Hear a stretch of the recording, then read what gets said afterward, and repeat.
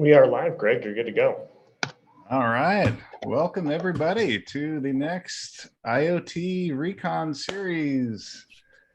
Checking out the chats. It's a bit of a one-way communication at the moment, but you can talk back and talk smack in the chat room. So let us know. Yeah, we in our little setup call here last week, we had people from all over the world, Brazil and Paris, and some beauty of digital technology. We're able to get the hardware massive community together as a whole. So thank you guys for joining us. It's obviously a critical question that we're going to be addressing tonight, and we've got fires raging as we speak where Daniel is in Reno. Some of the worst air quality we've seen here in the US that I've seen in one place for over a matter of weeks. Reminded me of the numbers I saw in the China days. Pretty similar. But want to welcome everybody who hasn't been to a Hardware Massive event first, and explain a little bit about who we are, what we do. So we are a global community for hardware startups. So we support those that are making new physical product innovations that need manufacturing, and really address that issue of how hardware is a very different beast than software. There's a lot more to it, a lot more players and moving parts, and it takes a bit of a different business model and strategy. And so our events and community and content are really focused on helping startups to understand what it takes to be a successful hardware startup, and make those connections between you guys, and get you connected to the right resources and partners to get that done.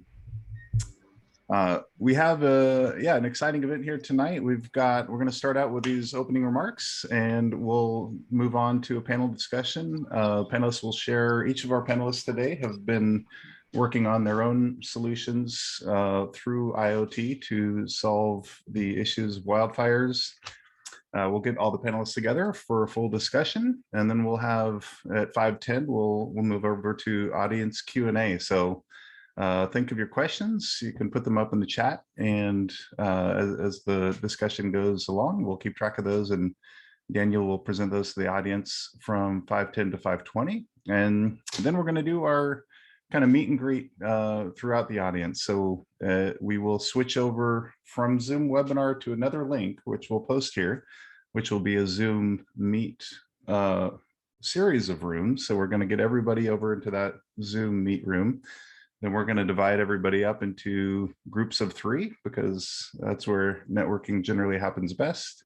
We're going to give about 5 minutes for each of those groups to chat, get to know each other, and then to switch up those rooms again, so that everybody can get to mingle in cozy environments, where you can also feel a little bit more safe sharing any interesting ideas you have. So without further ado, I would love to introduce Daniel Price. Daniel and I have been working together for a while. Daniel started by founding Breadware, an IoT development firm in Reno, and had great success, had a successful exit from that, and moved on to the next big thing, which is, I think, Daniel, you saw how difficult it is to get the right team of IoT ecosystem players together in the right space at the right time to solve big, hairy challenges like the one that we're going to talk about tonight. And so founded IoTerra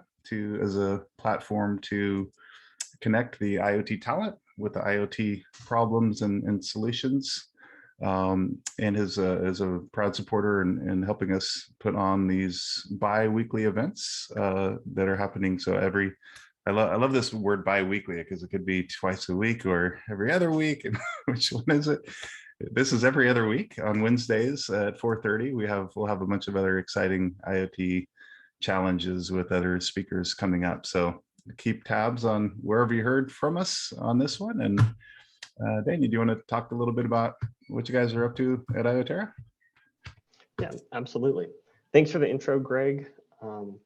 One of the things that I love about IoT, but also what drives me crazy and what makes it so hard, is that the answer is never a single piece of technology or a single person it's always this collaboration and this combination of multiple technologies, multiple disciplines, multiple brains.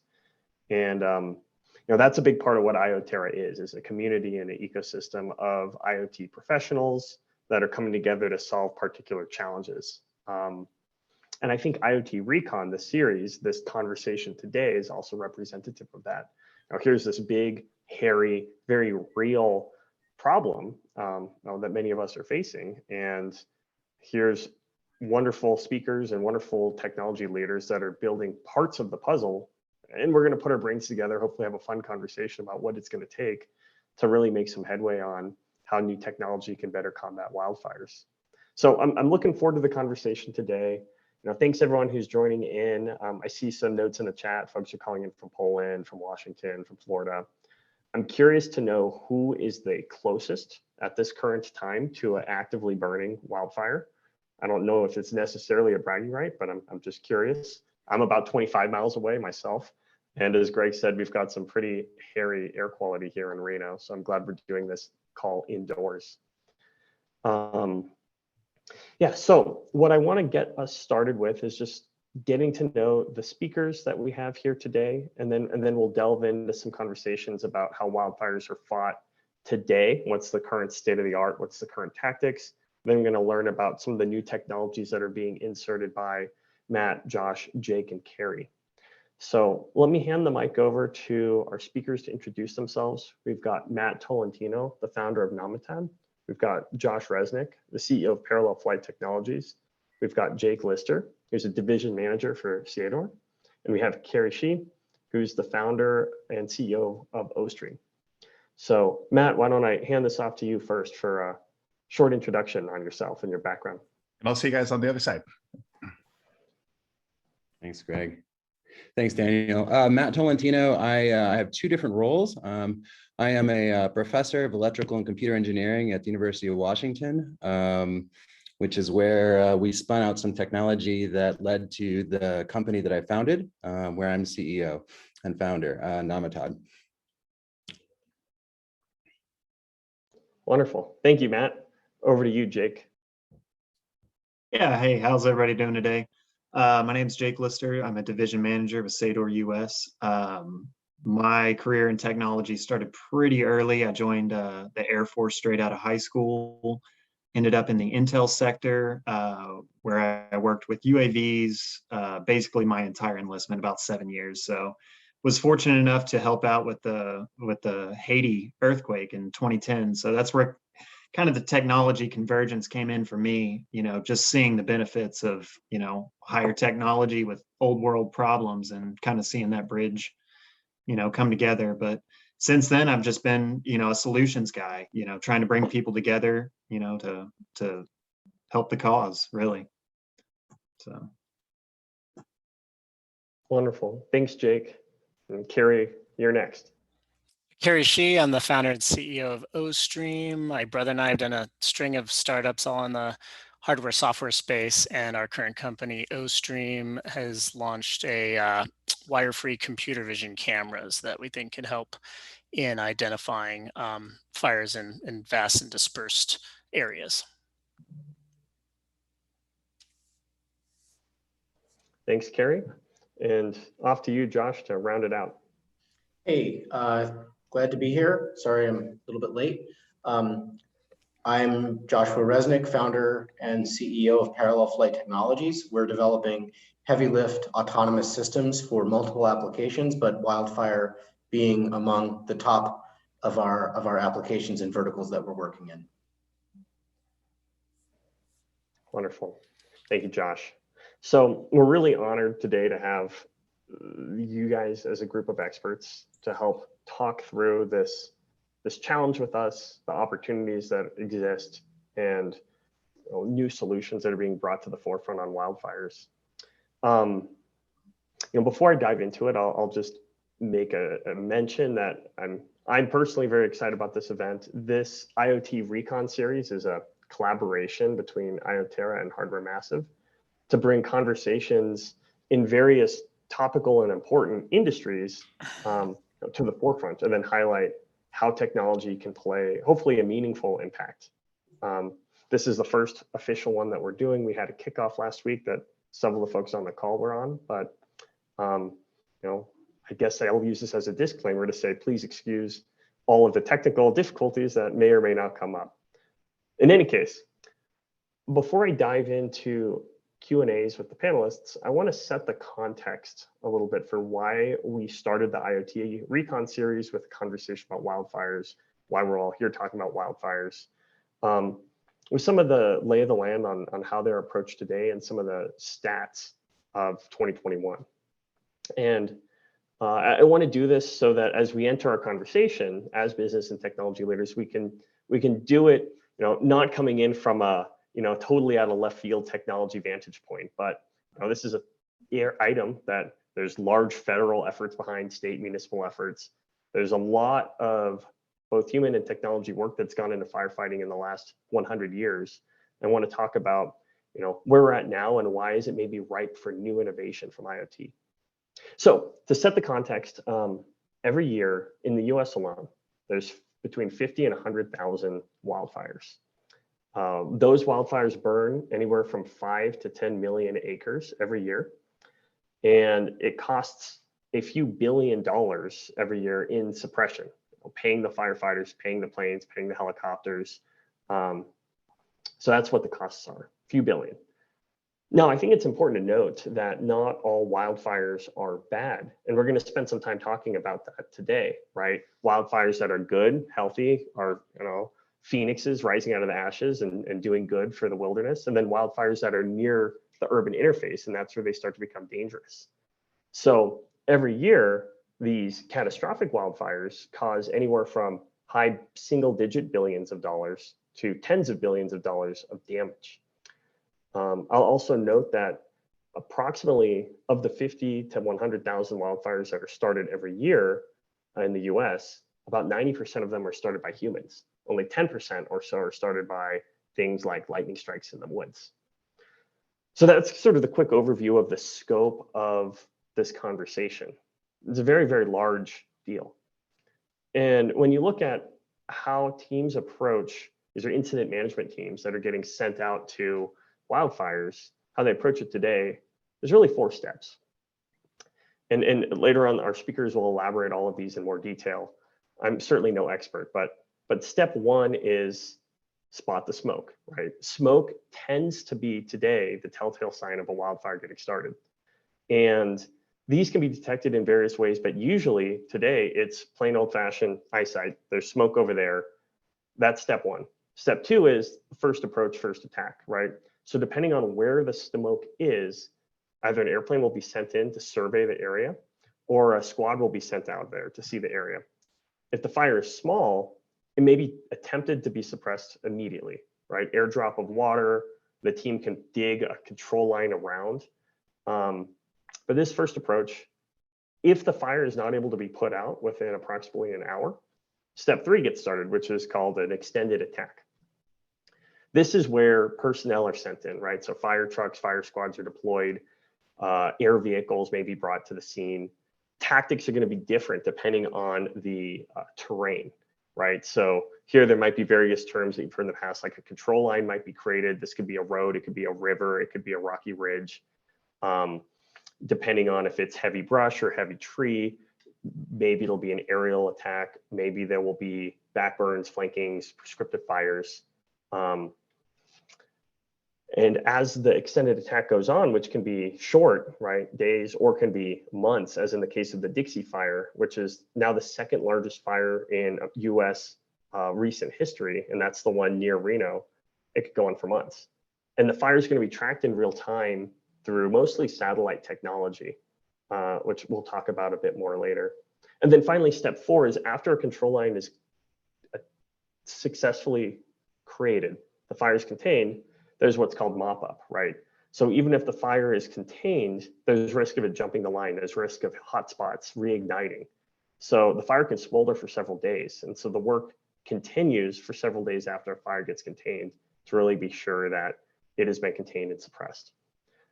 So with that, let me pass this over to Jake, who can add slightly more color around the edges of today's approach to wildfires.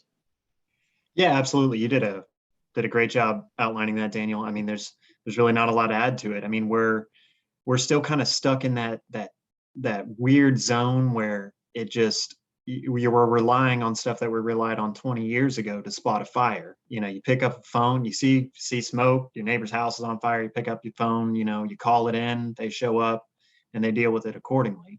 There's really not, you know, too many layers of technology involved in that process. You know, so much of that could be streamlined.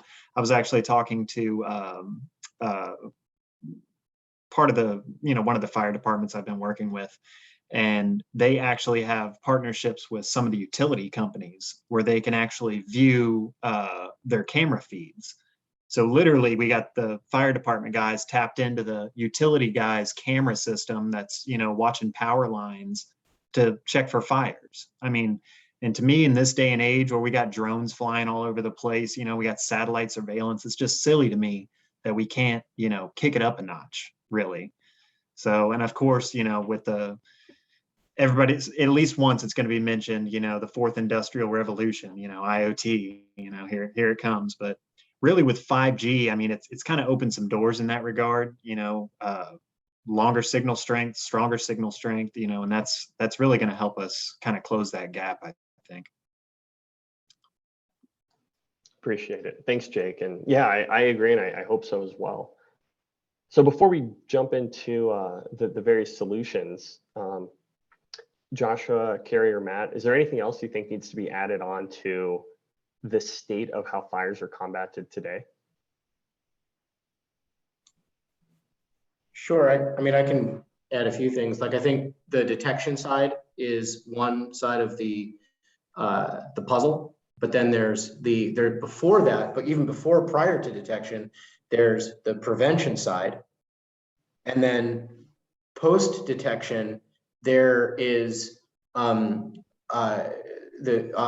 attack side. And I think, you know, the technology that I'm focused on works on kind of both of those sides, where on the prevention side, we're working on large scale prescribed fire, and that's for land management purposes. And also on the post detection and active firefight, the prescriptive fire for, you know, back burns, as well as tactical resupply for the firefighters on the ground. And I think I'll just say one other thing, which is that currently during a wildfire, there's only 8 hours a day on average that aerial support is available. There's 16 hours that it's unavailable because of nighttime and smoke inversion. So there's this huge amount of time that's it's basically there's a lot of work that can be done to make firefighting more effective. So I'll leave my comments there for now, but I just wanted to add those 2 points. Fantastic, thank you. And yes, I want to make sure we get time to talk about nighttime wildfire fighting in the conversation today, because it's something that's very rarely done with incident response teams today. And I think there's a lot of opportunity for technology to help there. Cool. So I also want to do a quick shout out. Michael, I see that you asked a question in the chat. We're going to use the Q&A feature in Zoom for this conversation. So throw your questions into the Q&A block. I see Tessa's put one in there. Folks can actually upvote questions when they're there. And then we'll be able to mark the answers. So that's how we will be tracking questions in the Q&A part of the forum. So let's hear the solutions you guys are working on. I'm excited to hear how the front end of firefighting might be changed in the next 5 years. So who would like to go first? Three minutes or so for each of you guys. I'll kick us off if you guys don't mind. Let's do it. Arm wrestle you for it. So again, my name's Jake Lister, you know, here with Sador US. And we represent a technology brand that comes from NetOp Technologies. And it's a forest capsule. So this thing's basically been around for a while. Since 2016 was actually the first version of this thing. and it's early warning, prevention, and detection system. So covers the range of anything from, you know, CO2, temperature, humidity, really neat stuff. But basically it's, you deploy the sensors out in whatever area, you know, is at risk. You know, rainforest, cool, let's saturate the rainforest with these things. And they're all meshed together, typically with like a LoRa based technology.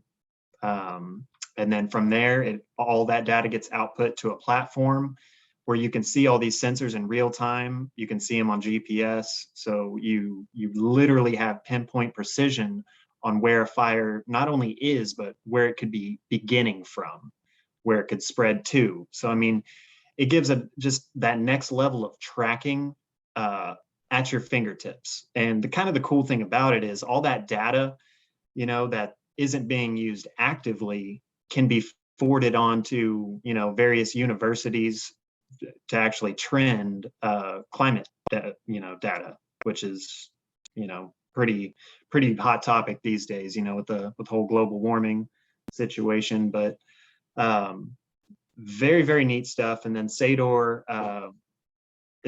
can I go ahead and talk, you know, just a little bit about Sador as a whole? We're a multinational IT integrator. So we can take this solution and, you know, if you don't want the full turnkey, you know, approach to it, we actually just sell hardware. So, I mean, anybody that's got a, you know, a platform, it hooks up MQTT, you know, and we can pass this hardware along. So more and more people can get a hold of this stuff and actually get this data. Long story short, it's going to allow firefighters and emergency personnel to respond just that much faster to something that, you know, like anybody that has lived in California knows can, at the drop of a hat, turn real terrible real fast. So that's kind of the nuts and bolts behind it. We're really just out to, you know, help save lives and save property damage.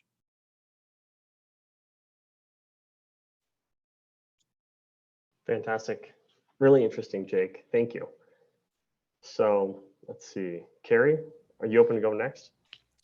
Sure. I think the thing that occurs to me the most is like, we have this like military industrial complex that just has so much money going into it. It's shocking that we don't treat fire in the same way. And IoT will be the banner we all wave that says it's helping, but it's kind of shocking how far behind the implementations are. It might be interesting. I'm gonna take some of my minutes and be like, does anyone have like an opinion on why that is? If it's pure bureaucracy, okay, I get it. But you know, the DoD is pretty bureaucratic, and they're getting a lot of money and a lot of solutions. And is anyone running into something poignant in terms of positioning solutions that are like, oh, if it sounds and smells like this, it's totally rock and roll, but if it's like this, it's not?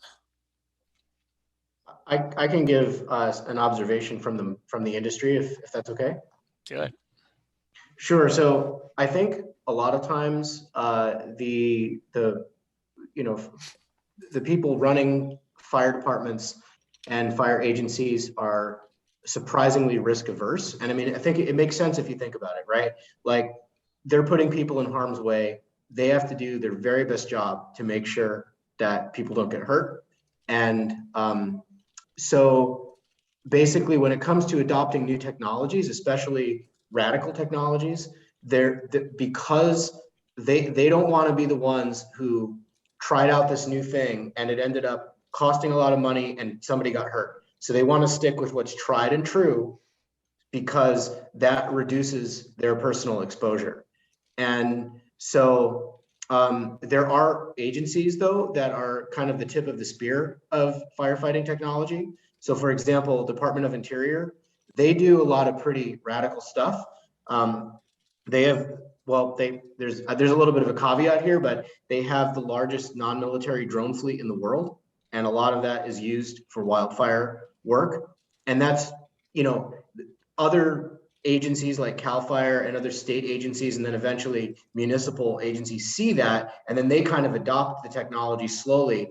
But they're looking towards that kind of tip of the spear because of that risk aversion.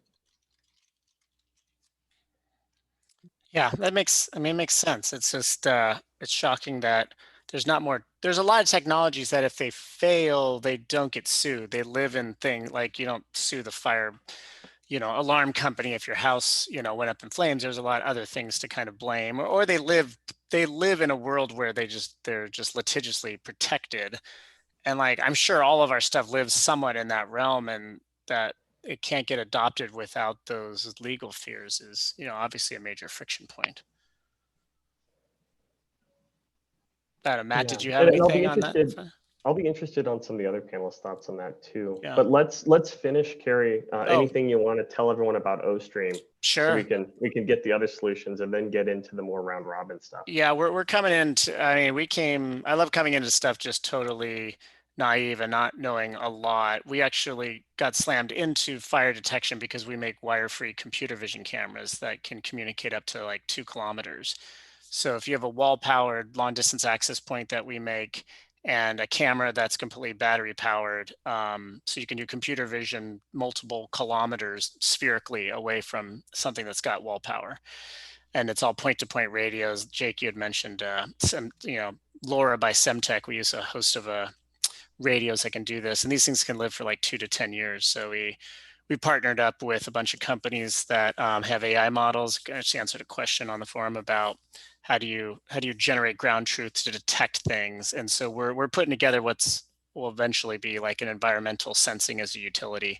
So very low power, battery powered image sensing cameras that feed AI models and try to get humans into the loop about what's happening in physical spaces. So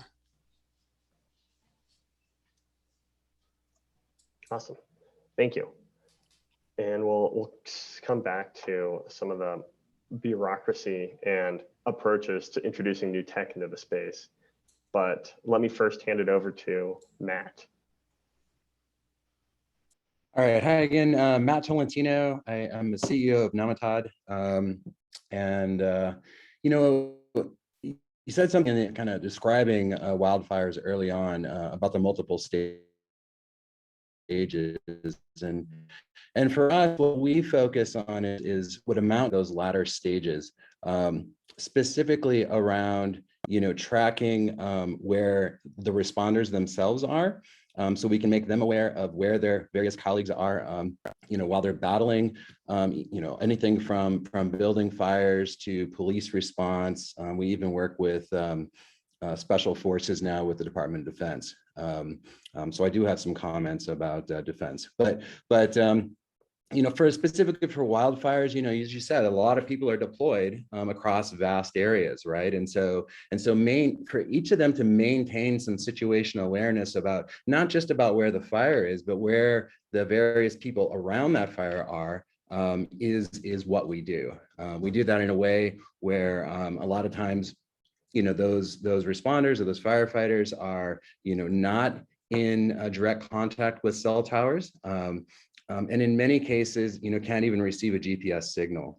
So we've developed location, technology that is wearable, that can be deployed if it needs to be. It enables, an incident commander or, leadership during fire response operations to be able to see where all those resources are, and better manipulate, or better manage, where they are on the scene. So we've been doing this for a couple of years now. Again, this came out of research out of my research lab, specifically collaborating with more local fire departments, those going into buildings or spaces that, they can't get a signal, and trying to transition them from operations that currently where they're doing things similar to what they did in the 19th century to now, giving them the ability to see exactly what's going on that fire ground, in an easy way to digest, but also in real time. Part of what we also do is be able to take that data and and save it. So now, when there's something goes wrong, during a fire, or, something could have gone better, we've got the ability to be able to record, those various events or the various response operations, so that can be reviewed later. And now you can see, exactly what happened. You can go through those what if questions from the responder point of view of, what happened when the fire went this way, what happened when we deployed these forces over that way, and kind of review all that stuff after the fact and sort of a postmortem analysis.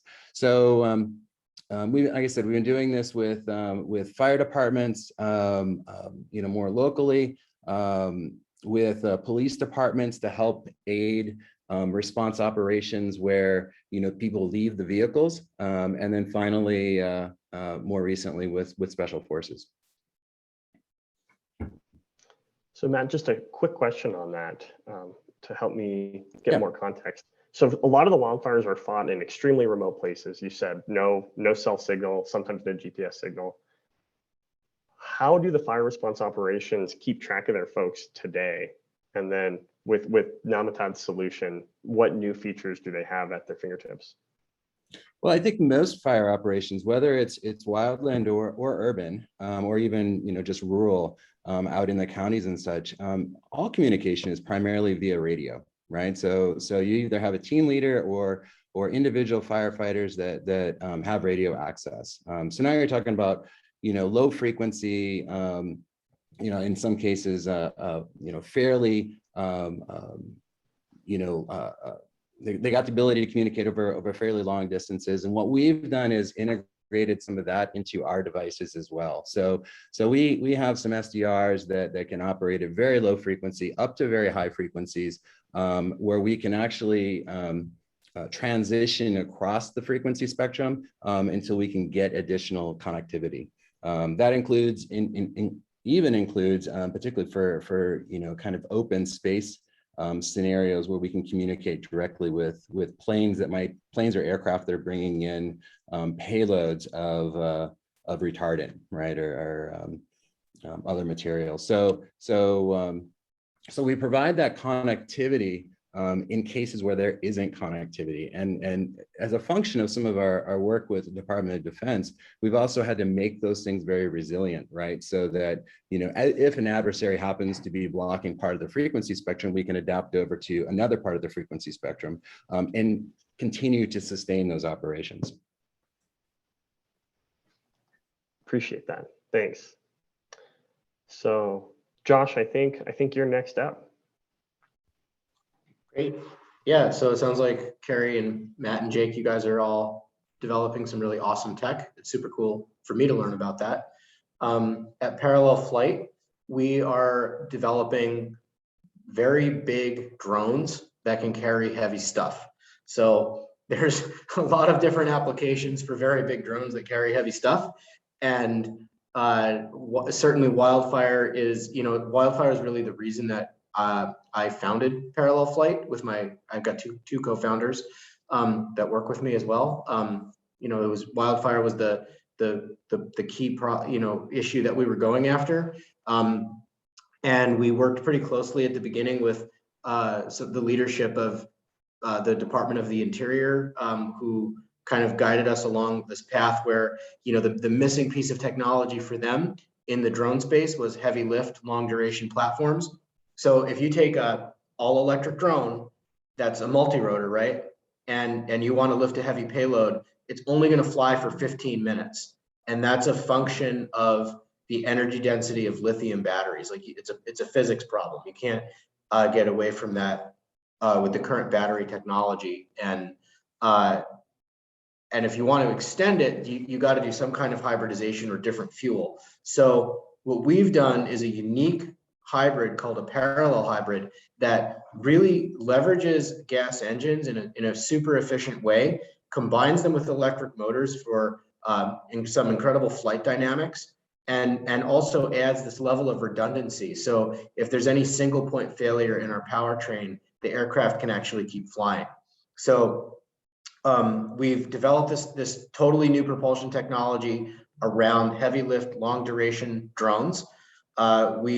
identified a number of key firefighting missions that we're working with, and we have engaged with local, federal, and state agencies to start working on deploying these solutions. So, you know, really the three key missions that we're focused on are large-scale prescribed fire, tactical resupply of firefighters, and then eventually spot fire suppression.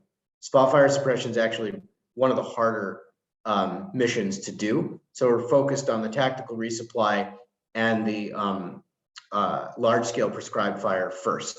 And we've partnered with a company that builds a dispenser that drops what they call dragon eggs, and these are little plastic spheres. When they hit the ground, they light on fire. They're building this this very large dragon egg hopper for us, and we had an initial phase 1 SBIR with the USDA, completed that. Now we're doing a phase 2 to demonstrate this. We're working with a number of fire agencies to do these large-scale prescribed fire demonstrations, and hopefully even this year we'll be doing some tactical resupply demos using our technology. So we're located here in California, just south of Santa Cruz, and you know, we just closed a $6.5 million round of funding, and we're growing. So we're super excited about working in this space. Hey, well, big congrats on the recent funding round, Josh. That's great news. Yep. Two quick questions. First is, do you know if the general public is able to buy these dragon eggs for use on 4th of July or something? I've never actually tried to buy them, so I don't know. I don't know. I mean, that's a great question. I would also like to know, please. You have to inject them with glycol. So it's like a little ping pong ball. And actually, I'll have one of my guys bring in the dispenser to show you guys in a little bit. But the dragon egg is like a ping pong ball. It gets injected with glycol, and then in about 30 seconds, it catches on fire. So they actually get injected with glycol and then drop from the drone, and then they catch a fire when they hit the ground. Well, fascinating tech. Sounds like actually a way to start fires if it just gets in the hand of folks having fun on 4th of July. So it's probably the wrong takeaway for me to get out of the meeting. But very interesting for sure. All right, so then also quick question about prescribed fires. Can you give just the high level difference between a spot fire and then a large scale prescribed fire? So a prescribed fire is it's a land management technique that's used to remove fuels from the ground. I think most people have heard about them. So prior to the late 1800s, this was common. The First Nations people, Native Americans, were very good at this. They were doing prescribed fires every year, and this is how they managed the land, and it created this patchwork quilt of forest, which was very resilient to against mega fires, because there was so much, you know, gaps between the heavy fuels.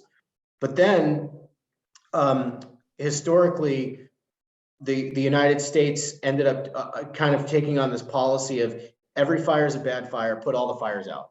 And that's resulted in, you know, the last 100 years of overloading of fuels that we have. But now land management folks they're you know, really recognizing, and this has been, you know, happening over the last 20 years or so, they're recognizing like, okay, we really have to get back to a lot more prescribed fire to get these fuels off the ground. So this is done both manually with folks on the ground with drip torches, and it's done by helicopter, but it's incredibly dangerous, especially when done by helicopter, because these helicopters are flying low and slow. They're in what they call the dead man zone.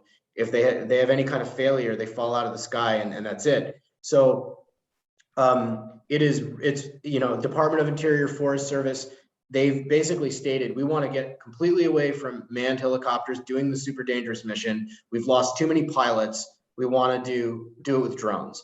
So they're starting to do it. Now they're looking for these heavy lift drones so that we can burn more at a time. Like our system that we're building now, it's targeted to be able to burn 1,000 acres in a single flight.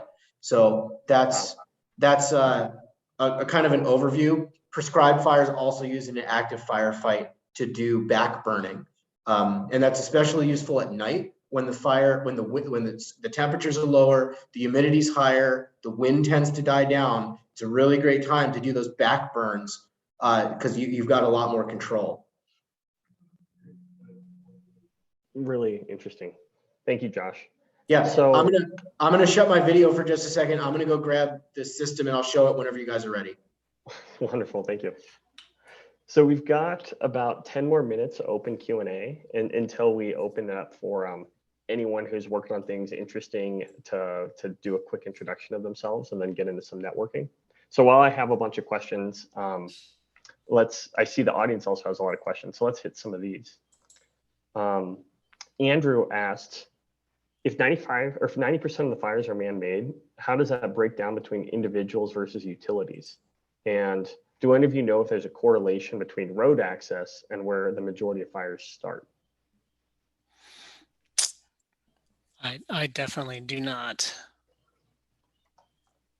I mean, that would be a tough one. I mean, just using California, I would say as our poster child here. What was it, 2019, when they had that campfire go out of control and like just completely decimate the state. I know that was one of the big logistical challenges because it's in the middle of a national forest. So I mean, obviously you're not going to roll down the I-1 or I-5, whatever runs up California, jump off the highway and put out a fire. I mean, it's definitely big logistical concerns there, which kudos on the drone stuff, man. I always love drone solutions. So that's pretty cool. Maybe Josh can do gender reveals through like colored fire. So we can just like light up a whole, no? Bad idea. Yeah, no, Bad I'm idea. gonna go with that one. One of my co-founders already really rejected that proposal. Wow, Kerry, you're coming in second on the creative brainstorming. Yeah. Here's our dragon egg dropper, and here are dragon eggs. Wow. So this hopper holds 450 of these. The one that we're building holds 4,000. So. Can it be shoulder mounted? Absolutely. Guys, remember the focus of the conversation today, Jake. Jake, let me ask you another question. And this was asked by Tess, which is for the hardware that you have deployed in the remote locations deep in the woods, right? Is vandalism ever a problem? I mean, absolutely. Vandalism's going to be a problem no matter what. I would like to believe in the kindness of strangers, but when nobody's looking, people tend to kind of lose that aspect. So I mean, I don't know if you guys remember, years ago, I think MIT developed that hitchhiking robot. You guys remember that thing? I do remember that, yeah. Yeah. Do you remember how that ended up? Yeah, not well. Yeah, not well. It was basically like beat to death in like Alabama or something like that. But I mean, they're very unintrusive. They typically will hang from a tree. It's a bright green fluorescent capsule, hanging out in the middle of a forest. So, if it's going to draw attention if somebody stumbles across it, probably, but that's just one of those. It is what it is. I don't see really a way to overcome vandalism in that situation. Cool. Thanks, Jake. So we've got another question from Hemant, which is, are the machine learning based probabilistic models available now or in development to predict the highest risk of wildfire or focus preventive tactics over vast undeveloped regions? And I can say quickly from the research that I did preparing for this panel, a lot of the fire reconnaissance is done with satellites. So both areas that are at high risk for fire due to drought and heat, uncharacteristic heat for a particular time in the year. And then also satellites are used for predicting how a particular fire will spread.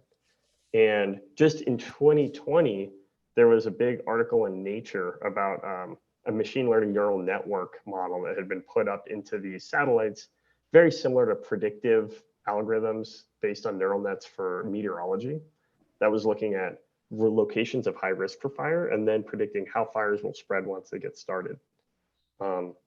So I know that there's active research in that area, but I certainly don't know the details of such research. I think it's fair. I think it's fair to say that computer vision, it will be able to feed that, and that the biggest problem is not the power of what computer vision ML can do, but the quantity of ground truth that could feed into these models to teach them what a fire is, what's really smoke, is that just fog, all that stuff, and that there's a lifetime of effort to go into that, but it all actually comes down to not having the instrumentation to capture. I mean, how much actual live sub 100 meter away fires have been caught on video in a, certainly not enough across night, too much sunlight, too little sunlight, oak trees, different tree. Like what a AI scientist would tell you is that you would just need vast amounts. And I'm really encouraged by like Elon Musk and like OpenAI, and they're beating guys, professional video gamers, because they can teach a video game model to play 1 billion versions of League of Legends in 2 months. So you take something like synthetic model generation, where you're actually using gaming engines to generate photorealistic fires in scenes. And if you watch the footage, you'd be like, I think that's real. And so they can imagine that same idea of playing every version of League of Legends, but think about automatically making forests and trees and like all that stuff and feeding that into machine learning. So I'm encouraged about where it will go. I think that instrumentation of like where you can put cameras and all these things will be the kind of tip of the spear to make that all work. So in short, I'm bullish on it. It's clearly a great way to tackle it. You're talking about satellites. I was talking more near field cameras. So let's talk quickly about firefighting at nighttime, which Josh brought up earlier in the conversation. So, it's interesting. Most incident response teams, not all, but most, call it, in the evening, go back to camp, and then go back to fight the fire again in the morning. And there's various reasons for this. Partly it's because the smoke and firefighting at night in difficult terrains is dangerous for the incidents team. But secondly, the fires often die down at night because of the cooler air. And so they don't spread as much at night. So it's time for the teams to get rest and then get back to it in the morning. However, sort of conversely, because fires die down a little bit at night, it can be a time to actually make progress, push the fire back, right? So nighttime can actually be a very effective strategy to fight the fire, but it's rarely done. So the question is, can any of your guys' specific technology allow for nighttime firefighting to be safer and more common? Yeah, I mean, I can, did you say Matt was gonna go? Any of you. So Josh, take the floor. Sure, okay. Yeah, so from the work that I've done and the fire crews that I've talked with, it is becoming more common because these fires are so big and they really need to have these crews going 24 hours a day in a lot of these firefights. So it is becoming more common. The issue with air support is that air support for wildfire really only happens during clear daytime conditions. So when it's starting to become dusk, the planes and helicopters are all landing, and then very rarely do they do nighttime flying with helicopters. It's super dangerous. There are night vision systems that are used. We've got a few helicopters in California that are equipped with those systems. So it's done also a little bit experimentally in Australia. So they are starting to work with it, but again, it's super limited because it is so dangerous. So there's really there's 16 hours a day that's available for unmanned systems to do aerial support for fire. And that's a great time to resupply ground crews. And it's also a great time to do prescribed backburns and spot fire suppression, right? So, it's just a matter of getting this to be commonplace, demonstrating it, getting it to be commonplace, and then collecting the data to show how effective this type of technology can be. It's already starting to happen. Again, the system that I showed, this is the system that's made by our partner company that does prescribed fire. They've done nighttime prescribed burns with their drones, and it's proven to be quite effective. So that's just a little bit about firefighting at nighttime. There's obviously a lot more to it, but I think having unmanned systems do it can drastically increase the safety and make it more commonplace. Awesome. Thank you, Josh. And we are just about out of time here. So I know that we still have a few questions from the audience, and man, I could pepper these 4 brains with tech questions all afternoon. So what we can do is we have a community forums page for the IoT Recon Series. We'll post it in the chat here, and all of the questions that weren't answered in the conversation we'll post in the forums page. And we'll link them to the speakers, and we'll encourage them to continue the conversation after. So the after party will be over there, but right now I want to bring Greg back on stage so we can get to know who else is here joining in today and some of the other interesting things that you're up to. So Jake, Josh, Matt, and Carrie, big thank you for the work that you're doing. Big thank you for the time here today, walking us through and helping us learn more about this space. And let's give a big round of applause. And you guys have 1,000 fans out there that you can neither hear nor see, but they are all going, woohoo, yeah, that was amazing. That was awesome. Good job, you guys. I in that forum, and yeah, if you guys could post that link, I want to check that out, because what I'd like to hear too, I like how we dug into the details here, but what is the pie in the sky? Hey, this is how we can actually solve the problem, right? And that would be, I'm assuming we would see it early, right? There would be some kind of good computer vision, satellite imagery, something, and then we throw the drones at it, right? Or what have you. But yeah, I'd be interesting. Yeah, and obviously we're not very close to that, particularly right now today.